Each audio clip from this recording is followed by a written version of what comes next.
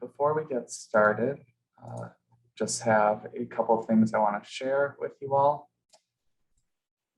So this event is brought to you by the National American Indian Alaska Native Addiction Technology Transfer Center, which is located at the University of Iowa, and the TOR Technical Assistance Project is within the ATTC, or the Addiction Technology Transfer Center. We are part of a national ATTC network. This project is supported by SAMHSA, and the content developed by the presenter and the opinions expressed do not necessarily reflect the views or the policies of SAMHSA, HHS, or the American Indian and Alaska Native ATTC. Following today's event, we will send out a follow-up email to which will include links to the presentation slides and recording, if applicable, information about how to request and receive CEUs, and the link to our evaluation survey, or GIPRA. This survey is very important to our center and our funders to ensure that our events are beneficial to those who attend. Your participation is voluntary, but we would really appreciate you taking a few minutes to help us by completing the survey. You may skip any questions you do not want to answer, and all responses will be kept confidential and cannot be linked to you. Please reach out to myself or any of our staff if you have any questions about these surveys. But they are really valuable for our team to see how our events are going and to make sure we are providing the services that people want. Although we are gathered virtually today, we would like to take this time to acknowledge the land and pay respect to the Indigenous nations whose homelands were forcibly taken and inhabited. Past and present, we want to honor the land itself and the people who have stewarded it throughout the generations. This calls us to commit to forever learn how to be better stewards of these lands through action, advocacy, support, and education. We acknowledge the painful history of genocide and forced occupation of Native American territories, and we respect the many diverse Indigenous people connected to this land on which we gather from time immemorial. While injustices are still being committed against Indigenous people on Turtle Island, today we say thank you to those that stand with Indigenous peoples and acknowledge that land reparations must be made to allow healing for Indigenous peoples and to Mother Earth herself. This land acknowledgement was created by 3 members of our team, Ella and Keely Driscoll and Sean Bear. Before I invite Shirley to introduce our speaker, I just wanted to introduce members of our team who are on today. So my name is Noah Siegel, and I'm the manager for evaluations and special projects with the Native Center for Behavioral Health. And I also work on the TOR project. Kate, you want to introduce yourself? Yes, hi, I'm Kate Trams, and I also work with the Native Center for Behavioral Health. I am the communications manager there, and yeah, just so grateful to be here to be able to learn about this with you all, and want to welcome you all here. So thank you so much for being here. My name is Sergey Deptul, and I'm a graduate research assistant for the Center for Native and Behavioral Health, and I also work within TOR as well. And we also have Kathy Tomlin.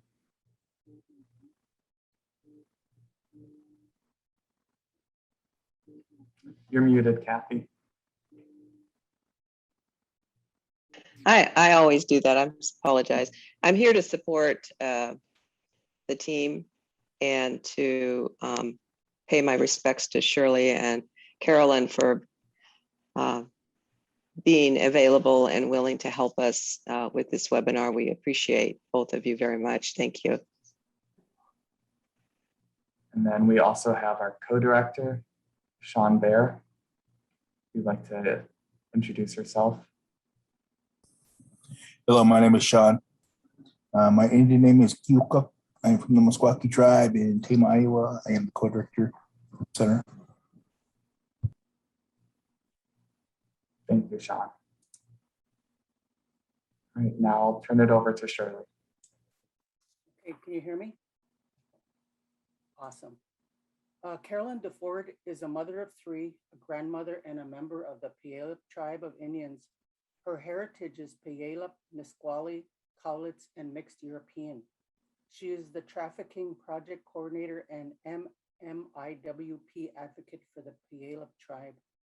Carolyn works under the Community Domestic Violence Advocacy Program, where she supports department goals to address human trafficking and missing and murdered Indigenous women and people.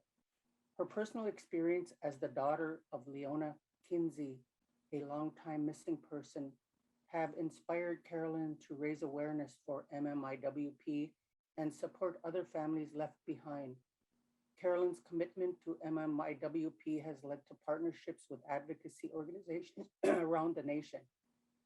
She has provided testimony on related bills in Washington and Oregon and on Operation Lady Justice in 2020. As a survivor leader, Carolyn is a subject matter consultant for various organizations, whether it's through donations, sharing resources, or being boots on the ground. Carolyn believes there is a role for anyone to make a difference. There you go, Carolyn. Welcome.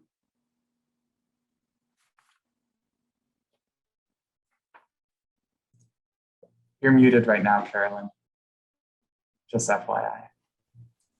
I think by the time this pandemic is over and we can come together, there's going to be like charades for you're muted. I just was saying thank you, Shirley, for opening us in a good way with a prayer and a song. That song is so powerful, and it still brings tears to my eyes. I think no matter how many times I hear it, I tear up a little bit. It just pulls those emotions right out to the surface. And thank you for opening. As Shirley said, my name is Carolyn DeFord. I'm the Trafficking Project Coordinator for the Puyallup Tribe Community Domestic Violence Advocacy Program. I'm also a grassroots MMIWP advocate and family member. Today, I'm going to talk about missing and murdered Indigenous women and people and how that is inextricably linked to the symptoms of historical trauma, human trafficking, and domestic violence.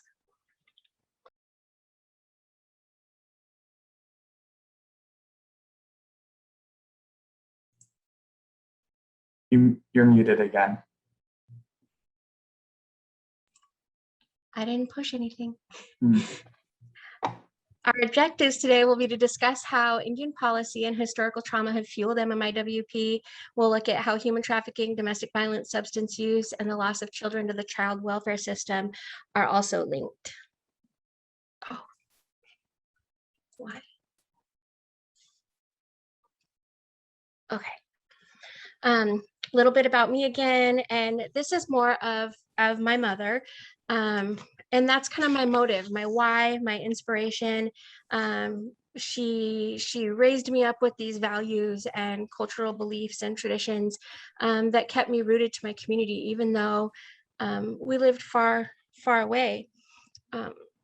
First and foremost, above being a missing person, she was a mother, a sister, an auntie, and she had just become a grandmother when she disappeared.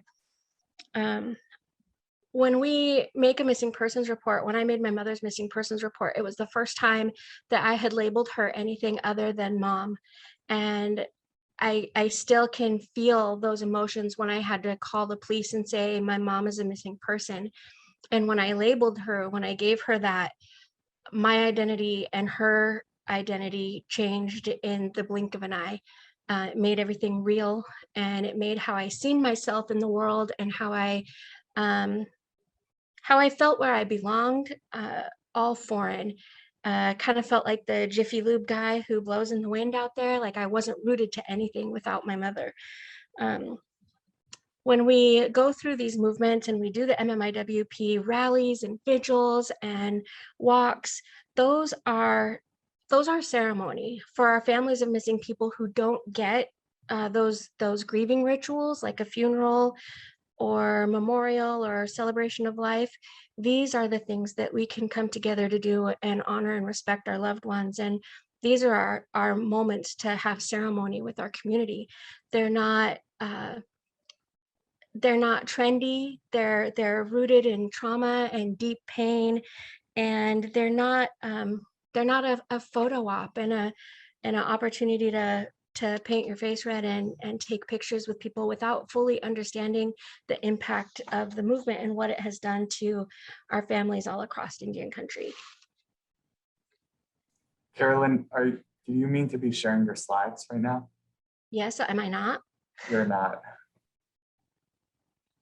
I'm glad you're here to keep me No on my problem. toes. I thought I was. Well, let's see. Okay, you can see me now? Yes, they are loading. Perfect. Yep. Okay, they're not going backwards for me though. Okay, so this was the slide. I just want to show you my beautiful mama. Already told you all about her, so we'll go next. Sorry for all the technical difficulties this morning. No problem I at feel all. like Thank you. I feel like every time I get comfortable with one platform, we move to another. But they're more than a missing person. These are our loved ones, our family members, and our teachers, our matriarchs, and our future matriarchs. The effect that that has on someone, and I just want to cover this piece because everybody who loses somebody goes through this unique form of grief, and it's grieving without closure. It's when the definition of ambiguous loss is when somebody is physically present or psychologically absent. So that may be dementia, addiction, mental health issues, Alzheimer's, those kind of things, where you still have your loved one there, but they aren't who you remember them to be.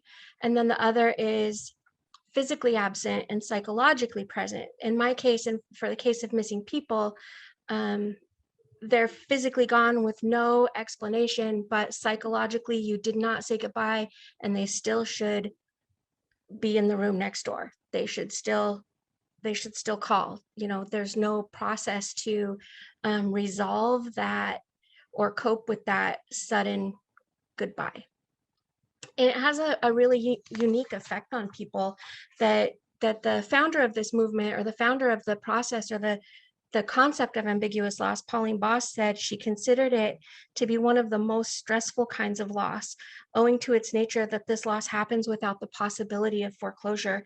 Kind of freezes you in your grief process, and you go through a back and forth roller coaster of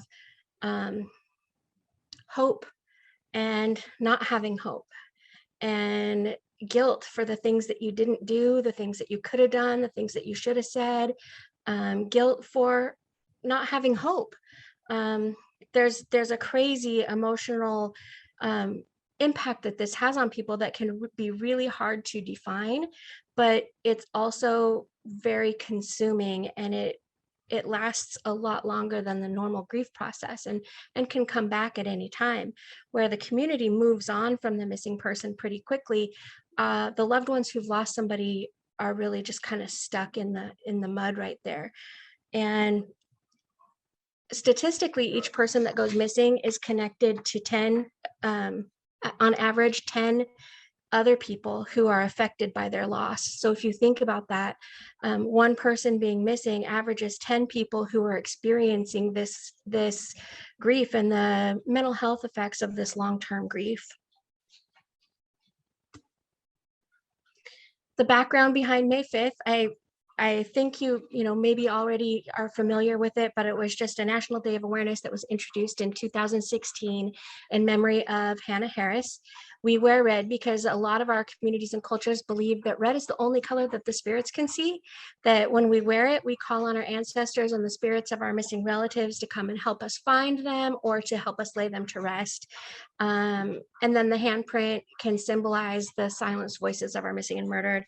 You might often see us hanging red dresses or wearing red dresses, doing, the Red Dress Project was founded by Jamie Black, and that's just another way of us expressing and representing the loved ones in our community that are no longer with us. Traditionally, women in our communities were matriarchs, they were future matriarchs, they were teachers and aunties and healers. Many of our tribe's creation stories and traditions are all rooted in women leaders or women main characters and illustrate the reverence of them. In my community, our sacred mountain is is female, and our river is female, and they are life givers. So there's a lot of connections in that within our culture, where we hold women as a revered spirit, a revered person. Traditionally, there was no word for rape. Violence against women was very rare, and when it did happen, it was very severely punished. So you can imagine how shocking that was when settlers came, and the impact that that had in their patriarchal origins, to be imposing those on our traditional cultures where women were sacred. The high rates of sexual violence are closely interconnected with the likelihood of Native women going missing or murdered. In 2018, the National Vital Statistics System reported that homicide was the third leading cause of death for Native men ages 1 to 44, and the sixth leading cause of death for Native women ages 1 to 44. Of those homicides, the CDC reported that 75% of them were attributed to domestic violence. So what happened to that honor and respect? Why is domestic violence a problem? Why is sexual abuse a problem? There's an old Cheyenne proverb that a nation is not conquered until the hearts of its women are on the ground. That was kind of the mission of colonization too, was to take the women and stop the reproduction, and take them as property to be owned and abused and done what they want with. Those effects of the historical trauma are still being seen and felt in our systems and within our communities, and the way that we heal and cope with stress. Once honored, women and Two-Spirit people have become targets and face stigma and shame and abuse at incredibly higher and more violent rates than other demographics. So historical trauma to Indigenous people, the forced removal from our homelands and reservations, and slavery into those brothels, the boarding school era. In 1952, you could buy a Native child. You could purchase a Native child for $10. And the goal of that was to kill the Indian and save the man, to assimilate American Indians into culture. The abuse that they suffered was horrific and horrendous, and the boarding school era isn't distant past. It's still very recent. People my age have survived the boarding school era. These were just a couple of quotes that I thought really showed the mentality of the boarding school founders. The first one on the top is from First Nations, and it's just, this was so prevalent, and their goal was to remove the Indian and save the man, kill the Indian and save the man. It was cheaper than exterminating, so they moved on with assimilation instead of massacres and wars. And some of the Christian folks of that time was kind of pulling on their heartstrings to be so ingrained in war, and they thought it might be more humane to go about it this way. I also thought it was interesting in that Theodore Roosevelt once said that the only good Indians are dead Indians, but I believe but I don't go so far as to say that the only good Indians are dead Indians, but I believe that 9 out of 10 are. That was our president at this time in 2001, or 1901.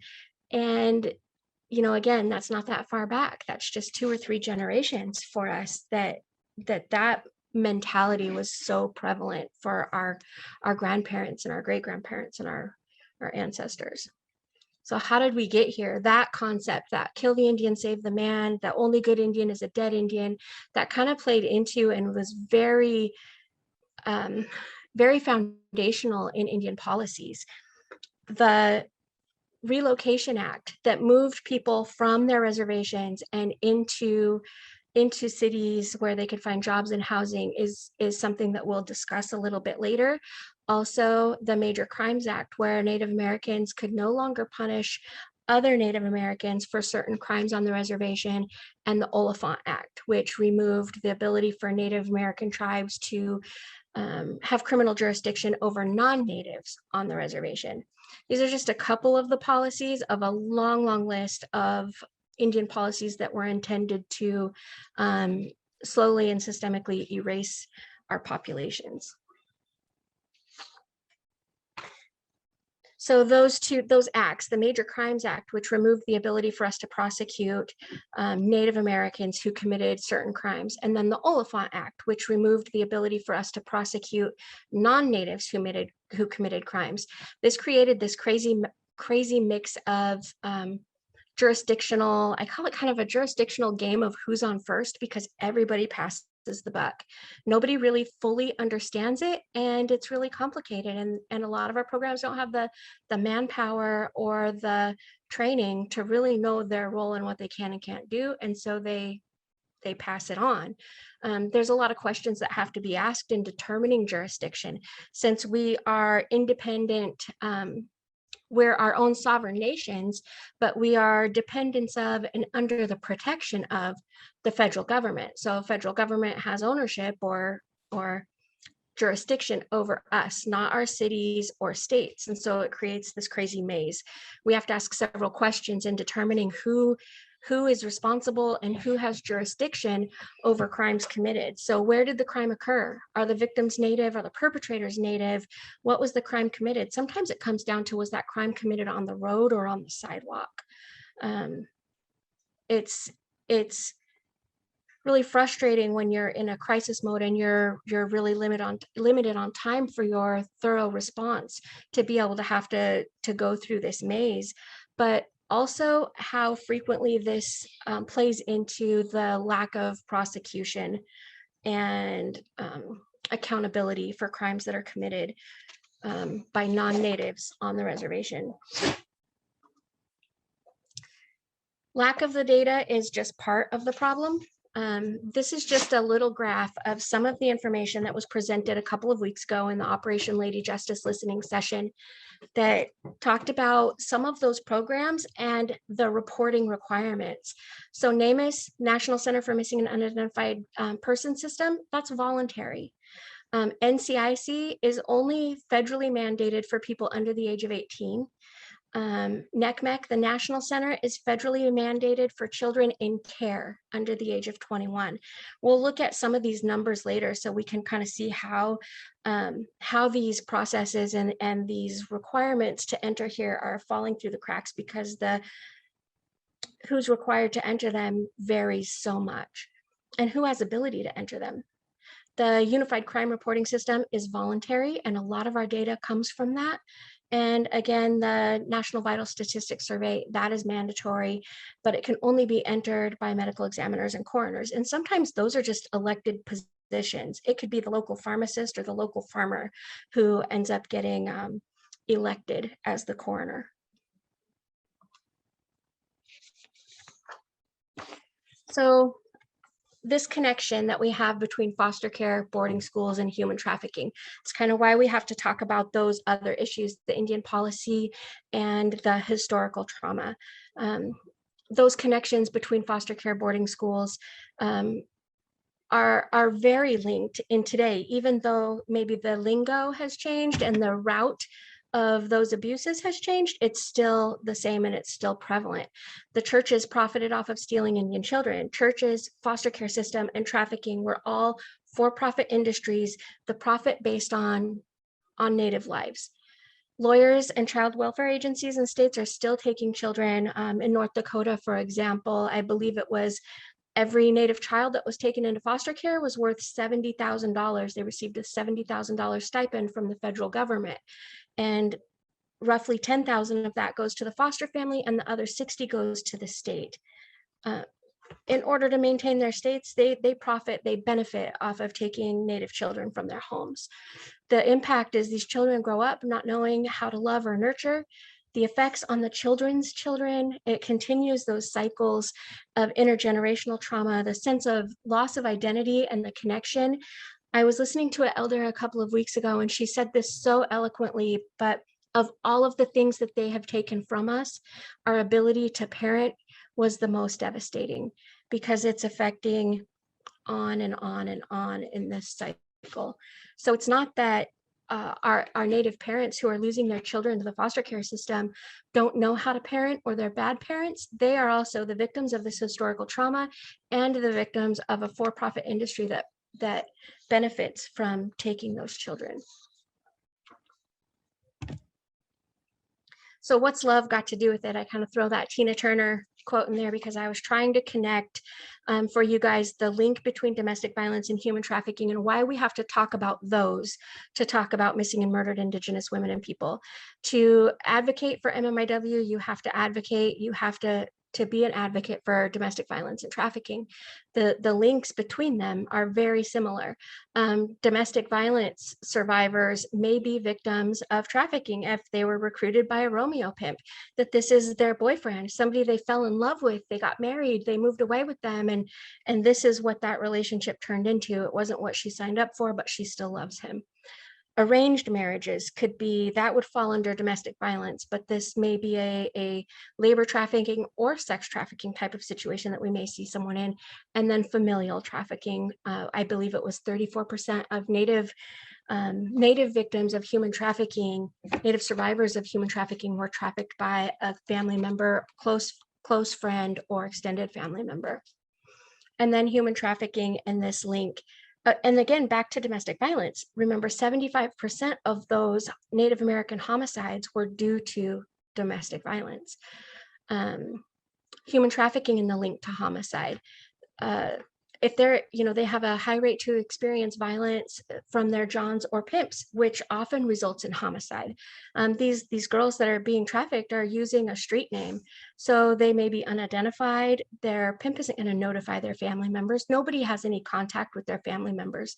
So our unidentified people in these systems, we just really need to watch for them and try and connect those dots about folks who are missing in our communities, because they could be outside. They're very much outside in the urban areas. They are coerced and controlled through addiction.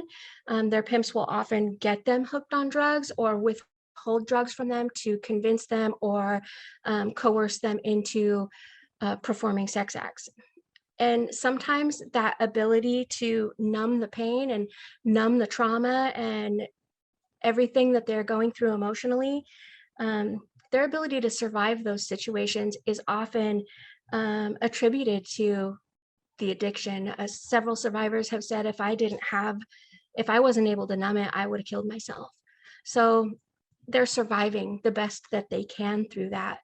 The high rates of suicide because of mental health issues and the stigma and shame and loneliness and isolation of being trafficked is, and those women may again be unidentified or go off somewhere where they won't be found to commit suicide.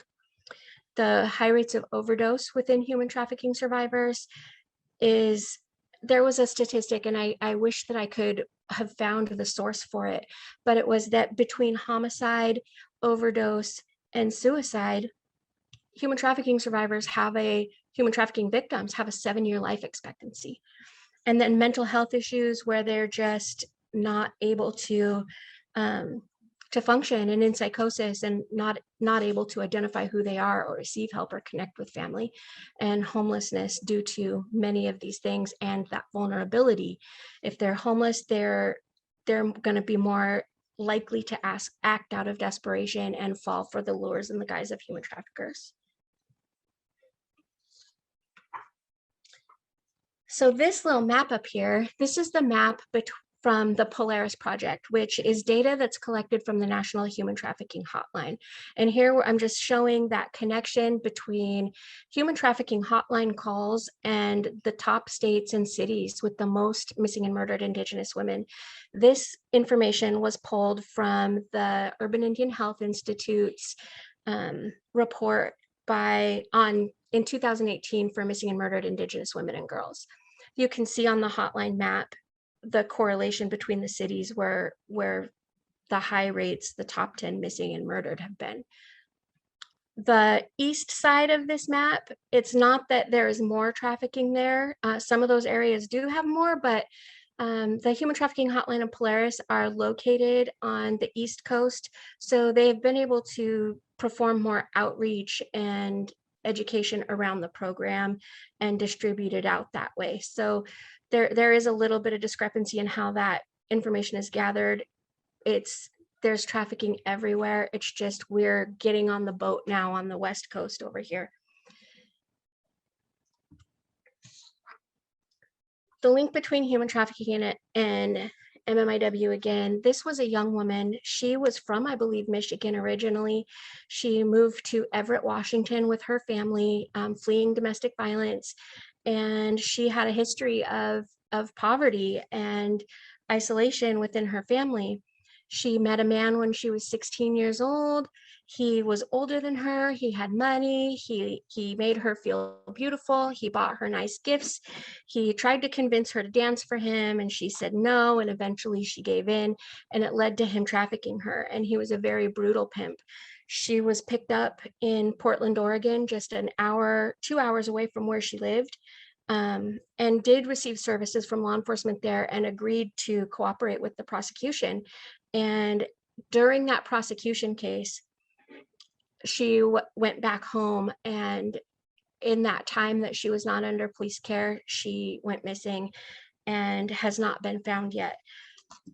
Subsequently, her trafficker's case had to be dropped because the key witness was no longer there to provide testimony.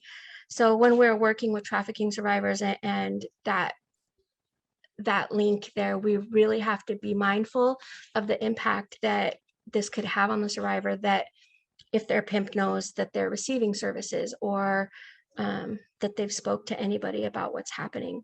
Trafficking victims may often identify as intimate partners. The high rates of runaway youth being groomed into trafficking, jurisdictional issues make this a nightmare because, one, not very many people have human trafficking response teams or human trafficking task forces, and service providers in their areas that can advocate and provide services for trafficking survivors. The relocation to cities, like we talked about in the Indian policy, this led to those fractured cultural ties. Those cities in the map that we just looked at, the majority of those are urban cities. So these are our Native people who are going outside of our community and disappearing or being victims of hurt and harm.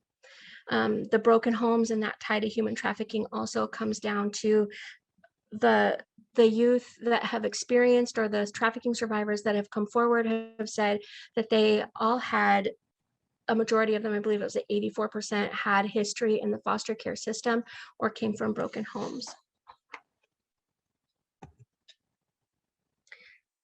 The link between domestic violence and Mmiw, again, that 75% of domestic violence victims, or 75% of homicide victims have experienced domestic violence. The normalization of domestic violence within our community makes it go highly unreported. This quote says, "Many of us have been abused, and as were our mothers and grandmothers. It's become so normalized that we don't even know that it's abuse anymore. It was just an argument. It was just a fight. It was just something that happens. It's not domestic violence. We just got in a fight." So that ability to self-identify as being a victim of violence and even being at risk for trafficking is very hard to portray or to show a survivor or somebody at risk, because it's so normal.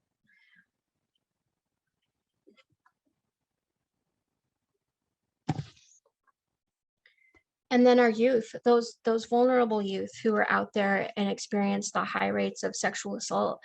5,000 unaccompanied youth die each year as a result of assault.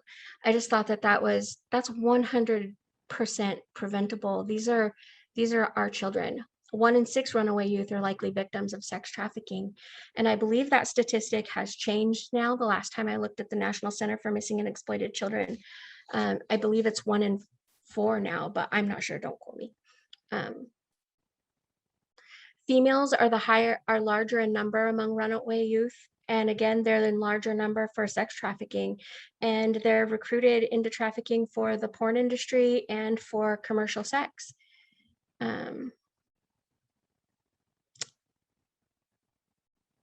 No, it is 1 in 6. As of 2018, it's 1 in 6. It was previously 1 in 7. So that statistic is correct. And I think also looking at how we're providing services and inclusion to make safe and friendly spaces for our LGBTQIA2S folks to receive services, because they're more likely to be victims and they're more likely to experience extreme violence resulting in near lethal or lethal consequences. And so that outreach and ability for them to identify as victims, but also receive services without stigma is really important to reducing these numbers. So runaway youth, right? The numbers of runaway youth, 1 in 6 runaway youth were victims of trafficking. The language that we use is important. Runaway has a certain perception to it that maybe lends to believe that that's a problem child, that they can't listen, they don't follow rules, they're running from something, their parents are bad parents, or they're running to something, they're a bad kid and don't listen or want to go, they're just out partying. The stigma that places on the child and on the family is very hurtful. If the child comes home and is recovered and comes home, their friends' parents may not let them associate with their peers anymore because they ran away and they're not a good influence, or that stigma that gets put on them for that, or the stigma on their parents. Now, maybe their friends aren't going to allow them to come over because their parents must be bad because their child ran away. And the lack of reporting to police for runaway youth because of that deep historical fear and distrust of the government and law enforcement. If I report my runaway child now, CPS is going to get involved, and are they going to take my kids? I'll just try and find them. So we know that our numbers for this in our tribal communities are very skewed because of that historical trauma and the distrust and the lack of action for law enforcement to protect our children. This story, many of you are familiar with Henny Scott. She was a young woman from a young girl from the Cheyenne Reservation, and her mother gave me permission to share this story. Thank you for sharing the Oliphant decision. I'll just read Henny's mom's quote. "The last time I talked to her was on December 6th, and that was when she left home. We never seen or heard from her again since the 6th. I reported her missing on the 8th or the 9th. She'd left before, but never for that long. On the 28th, we organized a search party, and that's when they found her. She had to lay out there for one more night before they could move her. The 29th is when they finally got her, and then they said she died from hypothermia." Henny's family tried to report her missing right away. They were turned away from every jurisdiction that they went to. They were kind of in between the Cheyenne Reservation and the Blackfeet Reservation. They were the Flathead Reservation. Henny lived in one location and was said to have gone to another location. She asked her mom and dad if she could go to a basketball game. They said no, she went anyway. How many kids do that, you know? And this time she just didn't come home. There was a lot of rumors around town that she was in an altercation not far from home and that she was hurt. And when the family went out and did that search, it was in the area of where she was said to be hurt. She'd been missing for 1 week before the Bureau of Indian Affairs finally took their missing persons report on December 13th. So she went missing on the 6th. The family advocated and went back and forth in that jurisdictional game of who's on first before the BIA finally took the report. And that was with Henny's mom having several advocates on the phone with her and supporting her through the process and backing her up and making calls on the family's behalf. The BIA took her report, and then they set that report on the desk of an officer who was on a 2-week vacation. So nothing happened with it for 2 weeks. The Department of Justice finally issued an endangered missing persons report on December 26th. Henny was found on December 28th by a community search party. This was preventable. If her report had been taken seriously at the first report, this could have been prevented. She's 14 years old. She was not a runaway youth. And there were a lot of posters that said runaway. She was endangered and missing. Any of our children that are gone, their brains aren't formed enough to make those logical and informed decisions. And they're out there unaccompanied. They're vulnerable. They're endangered and at risk. So when we label them runaway, we're putting that stigma on them, but we're also giving that label that determines the direction that law enforcement and community takes in finding them. For runaway youth, they tell you, let me know if you hear, let me know if you hear from them. There's no search. Missing and endangered and at risk, there is more of a search. It's taken more serious by law enforcement and community, and the allocation of resources for those two different labels is drastically different. So when you see runaway, I always try and educate them, like, let's call it what it is. This is a missing and endangered youth, not a runaway. They are not old enough to be accountable for those types of decisions or to protect themselves while they're out there. They're endangered.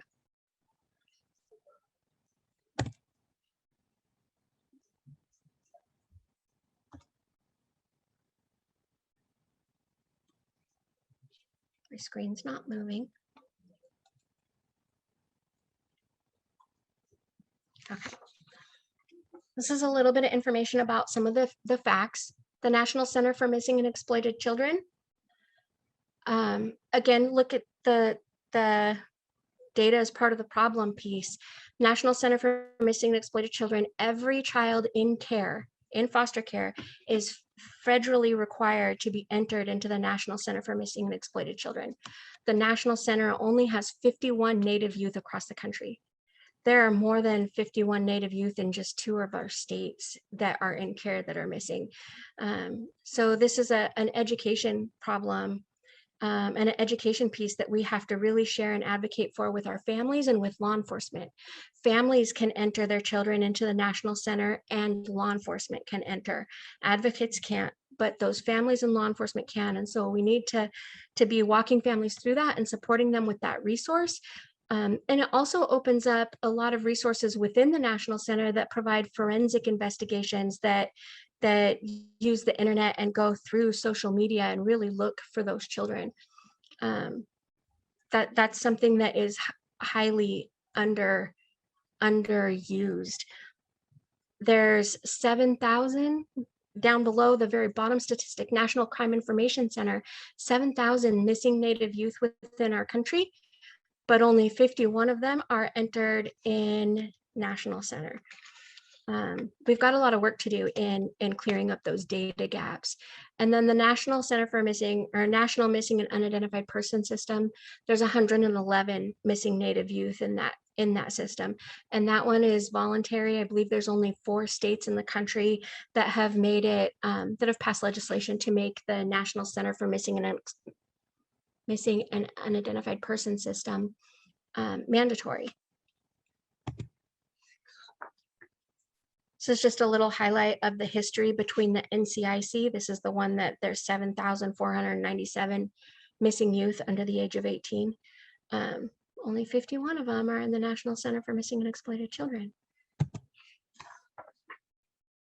So urban Indian, remember, they're moved from the reservations. There was incentives to move from the reservation. There's lack of resources, and sometimes they're recruited and are moved from the reservation, or they accept jobs off the reservation. The Urban Indian Health Institute identified 506 Mmiw cases across 71 cities. 128 were missing women. 280 were murdered Indigenous women. In June 2021, cases reported into the National Missing and Unidentified Person System, 96% of them were investigated by non-tribal law enforcement. So 96% investigated by urban, non-tribal law enforcement. Again, this comes into that urban piece. 80% resided off of the reservation. 77% went missing off the reservation, and 70% of the missing were found off the reservation. So we really have to focus on those urban areas, providing services to our tribal relatives who are in urban areas, and looking outside of our circles, and getting out into the cities and communities where they could be and need that help. And again, those statistics are the effects of historical trauma because of failed Indian policy, the relocation and moving to urban areas, and erasure, the Termination Act, which erased tribal recognition. So maybe they once were on their reservation. And when the federal government terminated tribal recognition, now they're just in a rural area out in the middle of Eastern Oregon somewhere. This is the map of data as of June 1st that came from the National Missing and Unidentified Person System. It just shows some of the data that is entered into the National Center on a monthly basis. It hasn't been updated for July or August yet, so this is the most current data. The states with the really high numbers, Alaska and Oklahoma, they have passed legislation that required missing persons to get entered into NamUs after a certain period of time. Many of the other states don't have any. Some of the states, like Maine, don't even have a box to check and track Native Americans. So our data is really skewed, and how we report and collect that data is also skewed.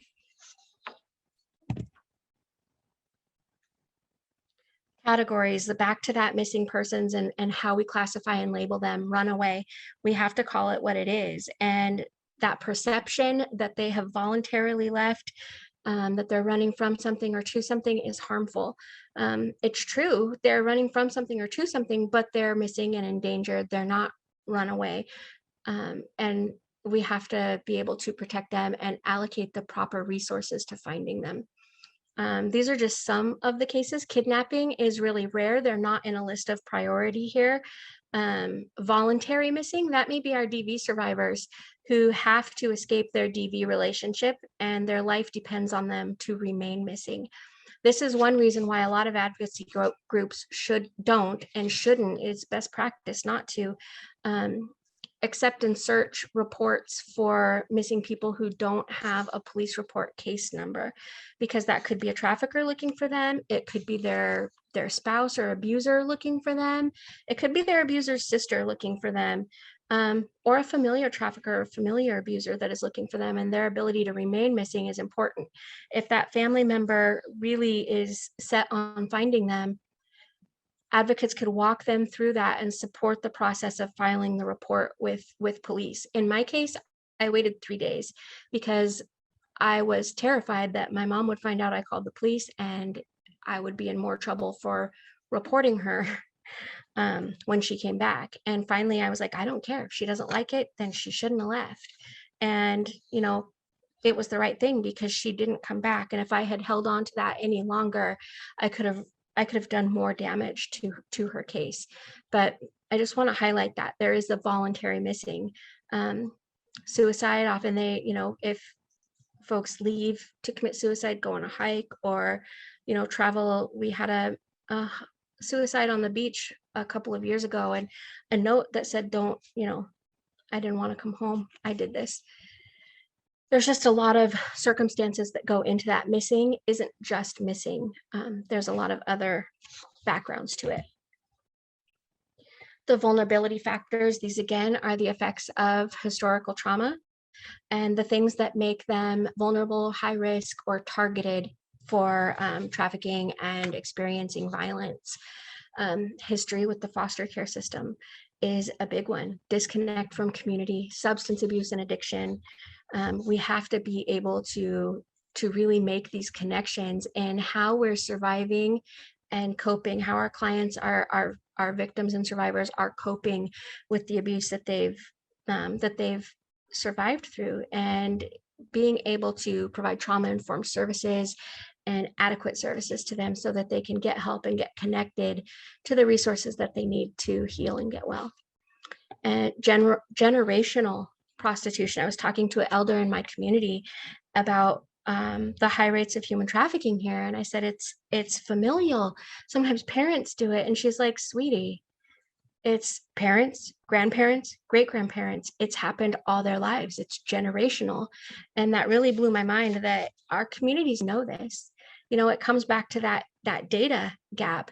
Our stories, and the same with the boarding schools, our stories, we have told these stories for hundreds of years, and now research is showing that they are true. Our stories matter. Our stories are our data. Our elders and our grandparents know what happened.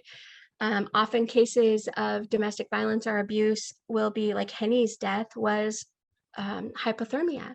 Selena Not Afraid, who was found just 2 years ago in Montana, her case was hypothermia. Yet many of these girls show physical signs of abuse or trauma, and it's classified as hypothermia. Kind of think about the movie Wind River, where the girl had ran off barefooted and underdressed for the weather. And they deemed her cause of death, whatever causes liquid to go into your lungs. All investigators aren't as tenacious as those two to get to the bottom of that, to get to the proper answer. Whatever the cause of death is the cause of death. It's not labeled as a homicide or suspicious circumstance. If they're found in the water, it's drowning. Doesn't matter if their feet were tied together and their faces in a bloody pulp. They've drowned because they were in the water. So there's a lot of just gaps in how that comes about with our data. And then what is being done, where there's a lot of good things happening in the community and in our country that are trying to be a part of the solution, right? So when we talk about some of this, what's being done, a lot of these are legislative. Everything on the left-hand side of this list is legislative. Savannah's Act and the Not Invisible Act being two of the most recent, along with Operation Lady Justice. And then Missing and Murdered Indigenous, the Missing and Murdered Unit with Deb Holland's group, community events, support groups, healing, cultural and language revitalization. These are all those protective factors that keep our people safe.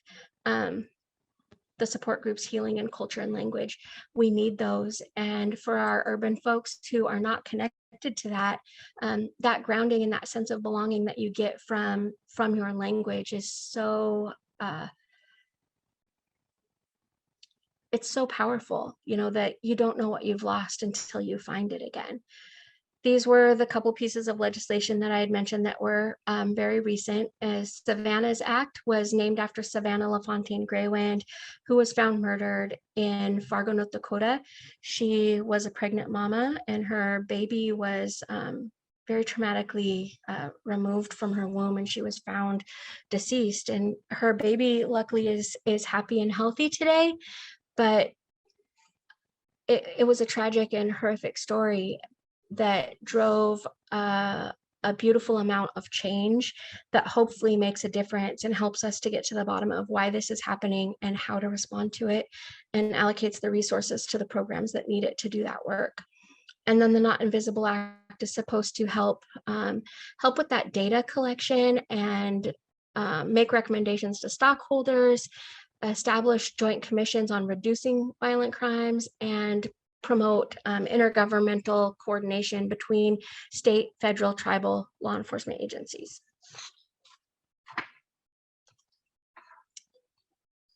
This stuff, I think, is much of the good medicine that we all need more of. Public health and community solutions to increase those accesses to services, like in the urban areas where there's not a lot of culturally relevant spaces and service providers for the tribal community. Harm reduction programs, stable housing, it is across the nation a problem right now, and it's a huge vulnerability. It increases that risk to participate in survival sex or to stay in a violent relationship, a domestic violence relationship, when the survivor would much rather leave but doesn't have any options. And one of the most powerful tools we have to prevent this is education. Informing our kids how to stay safe and what red flags look like and what human trafficking and domestic violence and healthy relationships are, but also teaching our aunties and our grandmas and our mamas and uncles and community workers how to identify it and how to respond. That could save a life. Building those relationships and community trust, strengthening our community and having community events where we can come together and share a meal. Culture is prevention, culture is healing, culture is a protective factor. It's one of those places where you can come together and just do the things that are in our blood, that good medicine.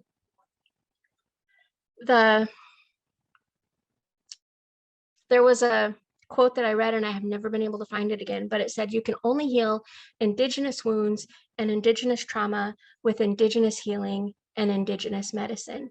And I thought how well I could relate to that, because my experience in healing through community and culture, and finding my place within my tribal community, learning who I was and where I came from without my mom to be that tether. That's just something that, you know, we can access mainstream and Western medicines, but those traditional medicines and that healing medicine, the ceremony and culture, it resonates more with our Indigenous beliefs and within our DNA.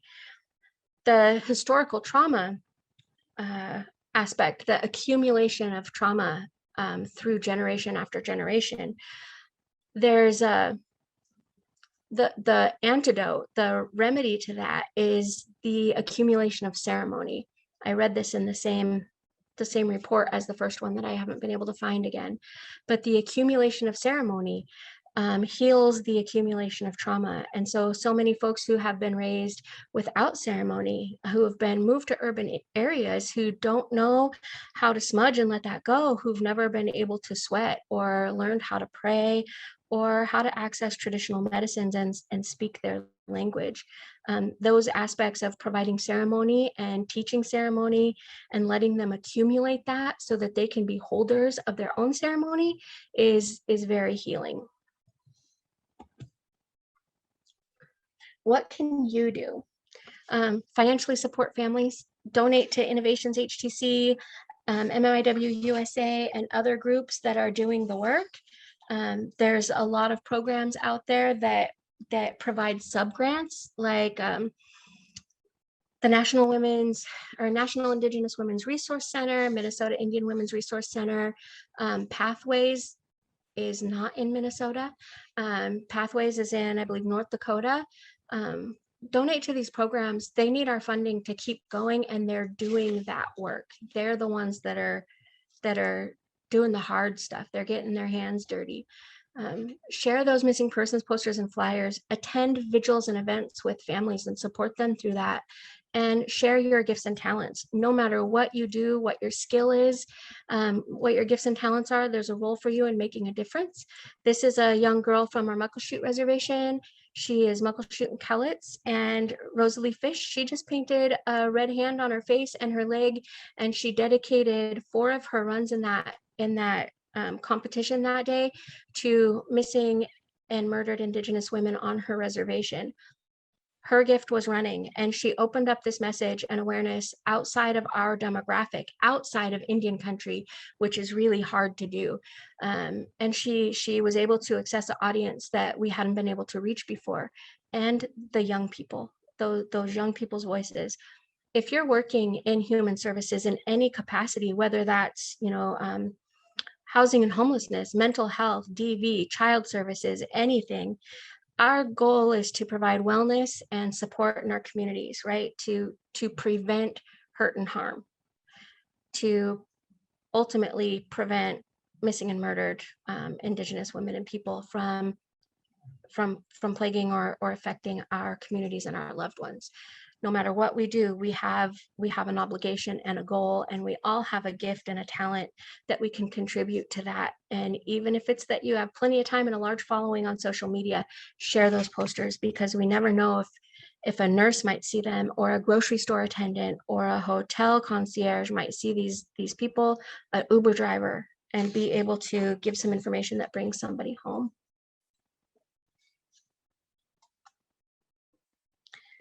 Strong Hearts Native Helpline is ran by the National Indigenous Women's Resource Center.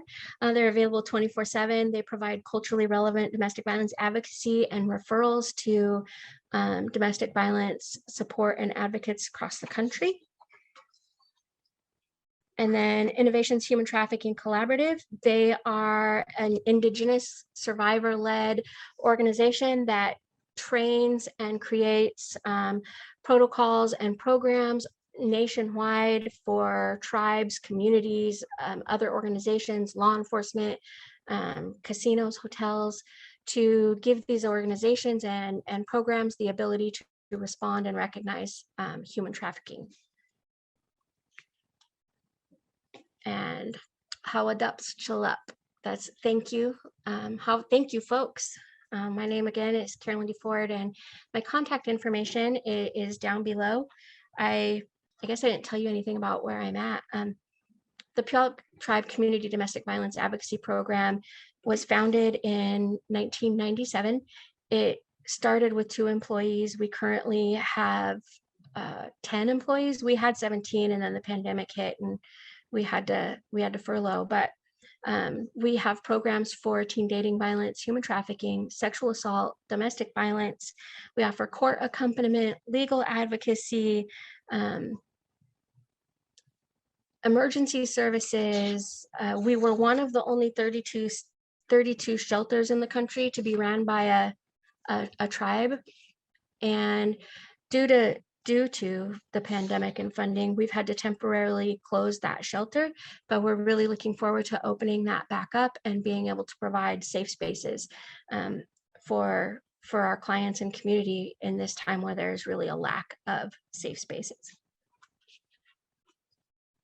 That's all I got for you guys. I appreciate your time. I did kind of rush through this because I have a tendency to go on, and I didn't want to take up any more of your time than I needed to. So if you have any questions, I'm an open book. Well, I think you can, Noah? Yep. Yeah. I think Carol, or let's see if I can stop sharing the screen. There you go. Yeah, thank you so much for that presentation, Carolyn. It was very powerful, and I really appreciate the work you've done and all the work you showed that other people are doing as well, and what can still be done.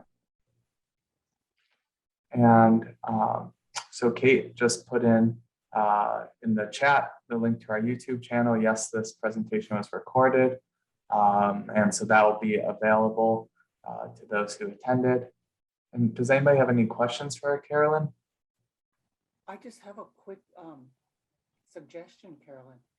Yes. In the beginning, you talked about Oliphant, and I think Oliphant is a decision. It's a Supreme Court decision. It's Oliphant versus the Squamish tribe. So you refer to it as an act, but just letting you know that's what you said. Thank you. Mm-hmm. Carolyn, do you find any, or do you have any statistics about young men that are caught up in trafficking, young Native men? Or information? I do. I can send that out if I don't have it here in my notes.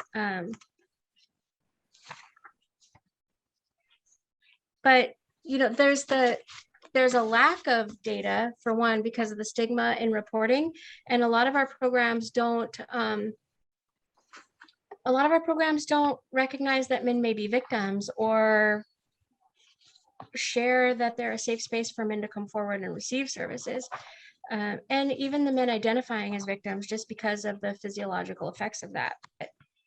I do have it. I just. It's not crucial.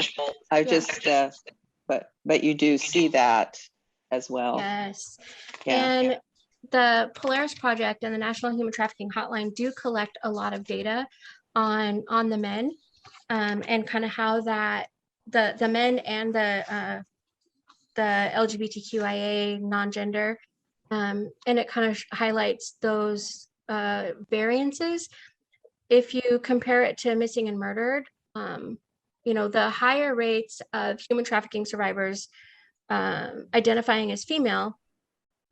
On the missing side, the murder and missing rates for males are almost double as high.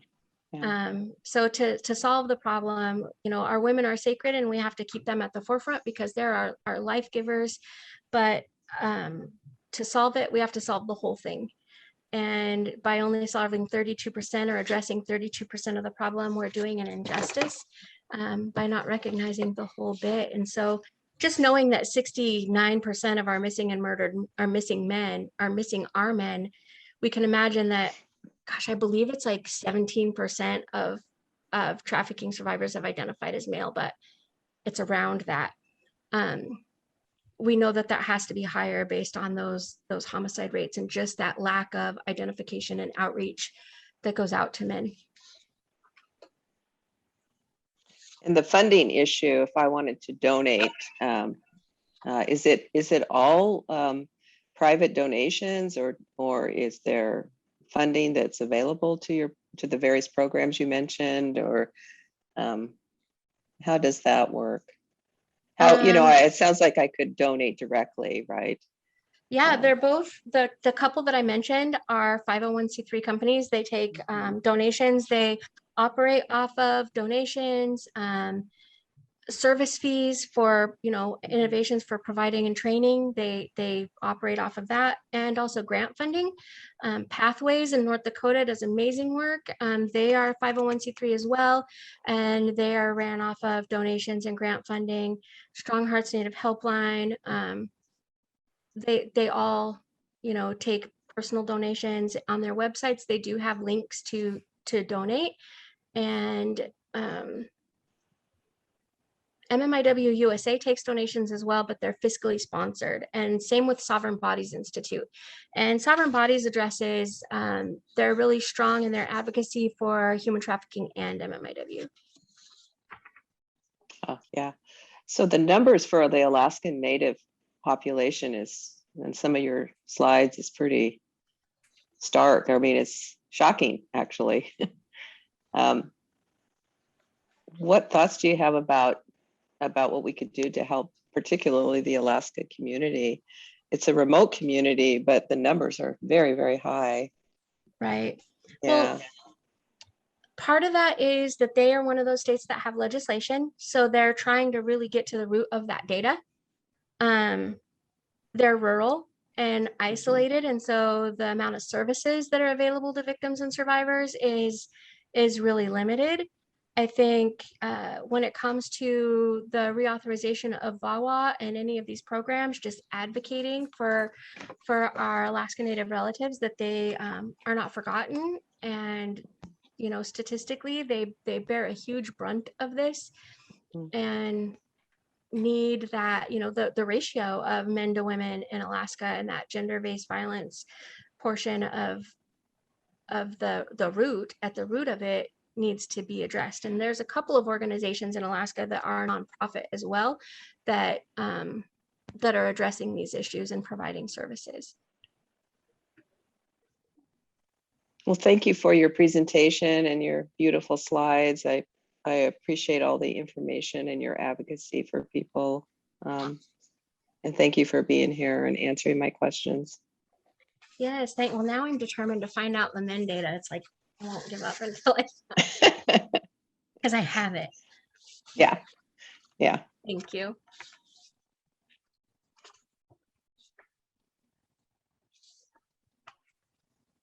So Carolyn,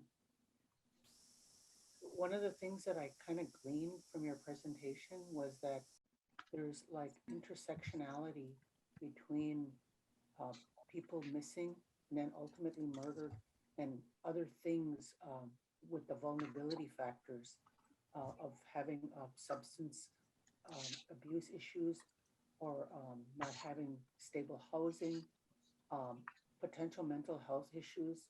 So there's like intersectionalities. And are you familiar with community interventions that help with this?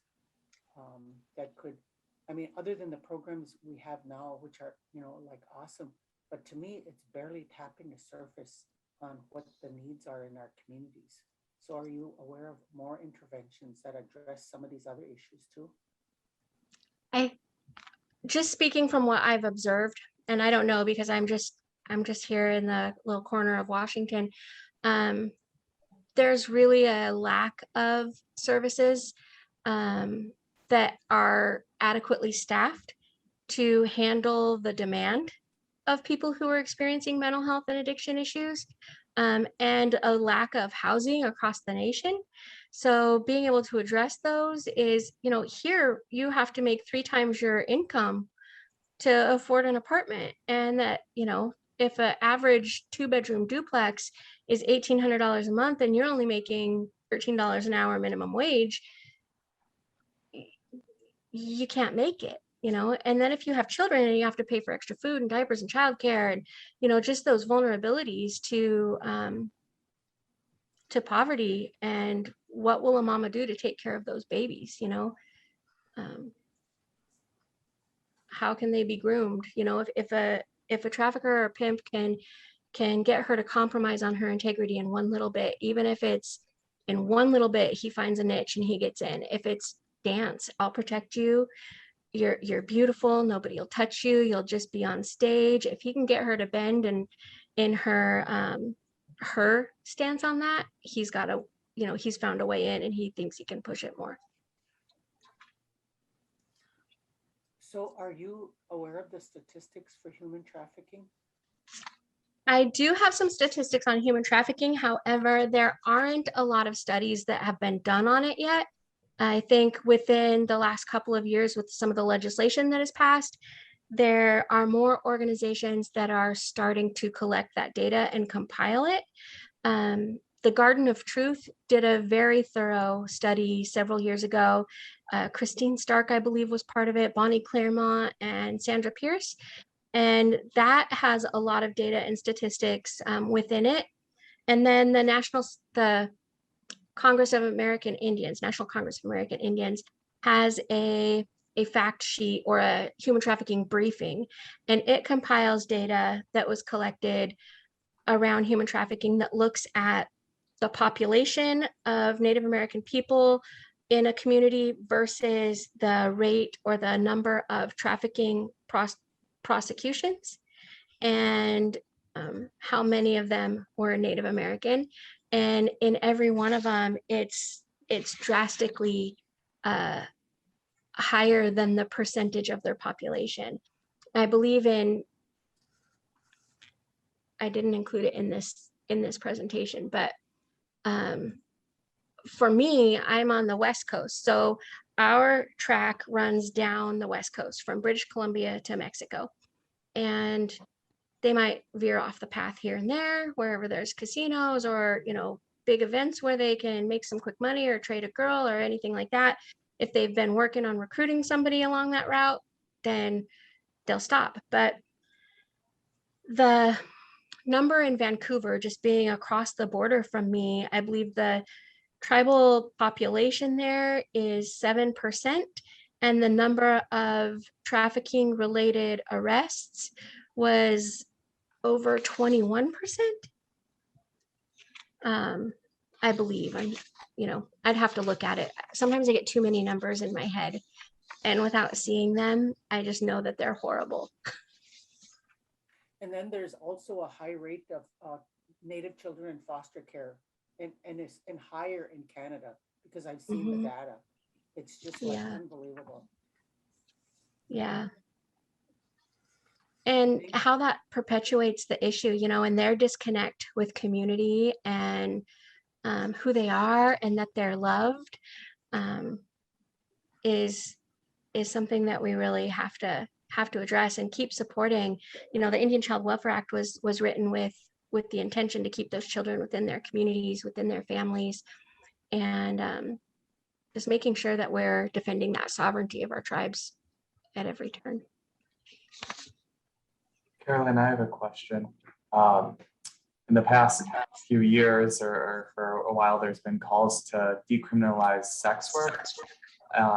And I'm curious what your thoughts are on how that would impact this issue, and whether it'd be positive or negative. I mean, I could honestly see it both ways. So I'm just wondering if you could speak to that. I can give you my very limited knowledge of it. I did make an appointment the other day with somebody to help me really understand it on a deeper level, but the decriminalization removes the criminal penalties for everybody involved, right? Full decrim. Buyers can't be prosecuted. It's no longer a crime to purchase sex. It's no longer a crime to be the sex worker, and it's no longer a crime to be the manager promoter of sex work. So if you remove the crime on that, who's going to look for it anymore because it's not criminal? And if you see people that are, you're not going to identify the people who are being victimized because it's not a crime anymore. But everybody will assume that that's legal, that it's legal, that they're there willingly because it's not criminal anymore. And when you normalize it that way, it's going to let the Johns that are going to come out and want to go on these dates and buy those girls that look young, that have false ID, whatever, and open them up to that victimization. It's going to let the pimps target our people more, and lure them out of their communities. I'm afraid of it. There's other countries who have tried it and watched those rates of homicide, overdose, and suicide rates increase. And if you look at the on-ramps into sex work, many of them are still rooted in these, even for non-native, maybe the ACEs, they're rooted in those ACEs. Ours are rooted in ACEs and historical trauma. The person with a perfect childhood in life, with no trauma, isn't likely to fall into the sex trade. And it's not very long lived, but you look at also the rates of violence that they experience.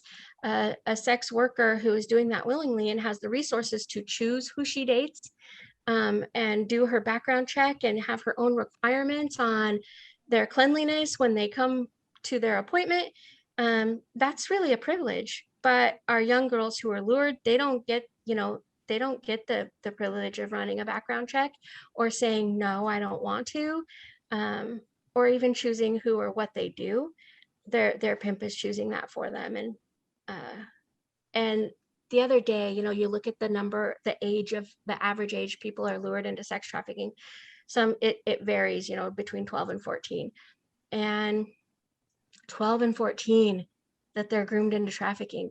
And then I was just in a presentation about porn, and it said the most clicked on form of porn over the pandemic, the rates of porn skyrocketed, but the most clicked on and searched rate, or the searched topic, was young girls. That was their biggest moneymaker in the porn industry, was young girls. So this presenter also went on to talk about what those girls experience. I can email you the link because it's really too graphic to share, but it really drew that link between our high rates of missing, our high rates of youth being trafficked, and those high rates of youth in porn. But the age that boys are exposed to porn or first watch porn, and how prevalent, how frequent they watch after that, what that does to the normalization of how intimacy is viewed gets skewed, and what they view as sexy changes. A little girl has to fit this mold, or she's invisible. If she's not pretty and fat or pretty with shiny lips, but she's chubby with curly hair, she's not the mold of pretty or sexy, and she's going to strive for that. And in media, they all are portraying that look, right? And then our men are seeing that and seeing it in the media that is, it's I'm not thinking of the word, objectification, sexual objectification. And then our young girls are imitating that. And creepy guys are buying it and thinking, they're not seeing these little girls as little girls. And these little girls don't know what they're doing. They just want to be pretty. They just want to look like those girls in the magazines. And the things that this lady, I'm trying to think things that I can say without throwing up in my own mouth. When interviewing trafficking survivors, the rates of hurt and harm, or the types of hurt and harm that they experienced, were from Johns, buyers, rapists, who wanted to imitate or reenact something that they had seen in porn that their wife, spouse, or partner would not allow them to do. So they didn't get a choice either, because their pimp isn't going to make them say no. I mean, the yuckier it is, the more money he makes. So I don't know, just that legalization, I think we have an obligation to protect our most vulnerable, right? To make decisions for the greater good of all, for our most vulnerable, not for our sex workers to make more money. They're making good money. They can go out there and find more resources to make more money. They can sell some Scentsy on the side. I really don't care. But we have to protect our vulnerable, our folks who are struggling with addiction, who don't have resources, who are lured and groomed as children. That's my opinion. No, thank That's you my for sharing that. soapbox. No, that was really interesting. And yeah, no, I appreciate that perspective. Yeah, thank you. Any final thoughts? We have a couple minutes left. I just wanted to share, and we put in the chat, that we really appreciate your feedback on our events. So here, let me just put this up. So we have the link to our post-event survey in the chat. If you would like to do it on your phone, you can, and you have a smartphone, you can hold it up to the screen, hold up the camera to the screen, and it will take you to the survey for this particular event. But we've also put that link in the chat, and it will also be sent out after the event with any other resources. But I just wanted to say thank you again, Carolyn, to your extremely informative and powerful presentation. Sincerely, really appreciate it. And Shirley, did you have something? Yes, just please. one last thing. Just to announce, there will be another webinar next month. I think it's on September, 29th, on peer recovery specialists. So there'll be we're having a panel of peer recovery specialists that will be discussing peer recovery. So really looking forward to that too. Yeah, thank you for that, Shirley. I see Sean's comment in here that, many creepy people have this weird idea that Indigenous women are exotic. I manage a social media page, and we were sharing some information on human trafficking, and somebody said, why is this happening to our women?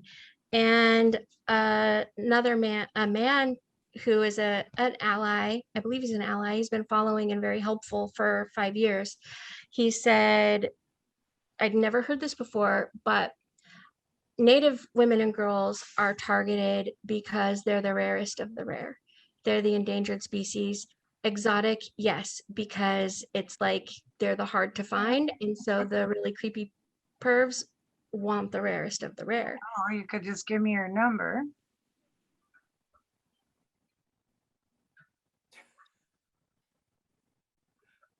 I don't think she intended to talk. I don't think so either. Carolyn. But yeah, when Sean's comment made me think of that, and I was just, yuck. Well, I think too, what this helps me to see is that we need to do more in our communities. And I spoke with Minnesota Indian Women's Sexual Assault Coalition, and Nicole Matthews said she was looking at having more like outreach workers in the community, especially in the urban area. Because you talked about the urban area having a lot of, like women that come and then they're missing in the urban areas. So that really gave me hope to see that they'll have outreach workers, because they already have street workers for the youth. So if they can have it for women who are involved in prostitution, I think that would be really awesome.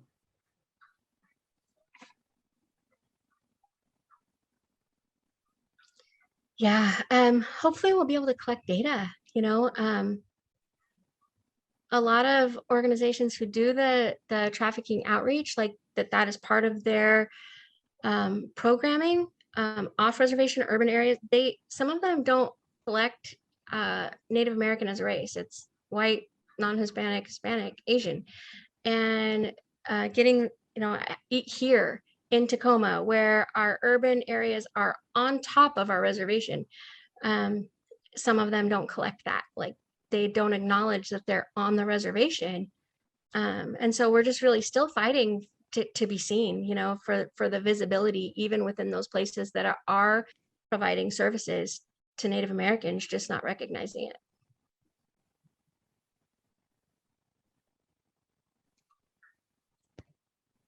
again, miigwech, Carolyn. Thank did an you. awesome job.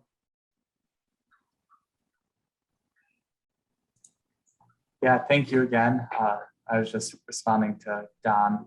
Thank you, Don, for that comment. And I was just about to put in the chat for you or anyone else, the link to request technical assistance if you're looking for resources about a specific topic. But yeah, thank you again. And I think this will conclude our webinar, and we can just leave this up while I pull the link. Kate, can you include in the follow-up email out to everybody, just the link for our technical assistance request form? Great. Thank you all, and thank you, Carolyn and Shirley.